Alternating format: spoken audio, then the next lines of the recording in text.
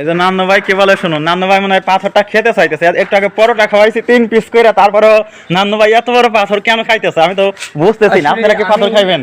পাথর খাইবেন? আমি বলি ভাই কি পাথর খাইবেন? পাথরটা নিয়ে গেলে ভালো হতো। আচ্ছা, যদি এই যে অলস ভাবে পড়ে আছে বিড়াল বাবু, যে এসবের কিছুই বোঝে না, আমরা যেটা নিয়ে এত ঘ্যানর ঘ্যানর প্যানর প্যানর করছি, সে কিন্তু মায়া মায়া চামড়িতে আমার দিকে তাকিয়ে আছে, বলতেছে তোরা পাথর নিয়ে তো কি গল্প সল্প করস। ওর কিন্তু এসবের কোনো ধান্দা নেই, ওর দুটো খাওয়া পেলেই কিন্তু ও শুয়ে থাকে নিশ্চুপ ভাবে। কিন্তু আমাদের হলো পাথর নিয়ে গবেষণা করার অনেক কাজ হয়ে গেছে। এই যে মাশাআল্লাহ অনেক বড় পাথর, অনেক ওজনদার পাথর।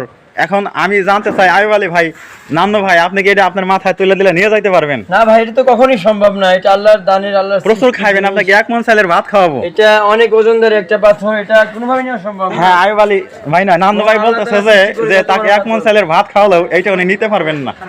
এই যে এ পাশে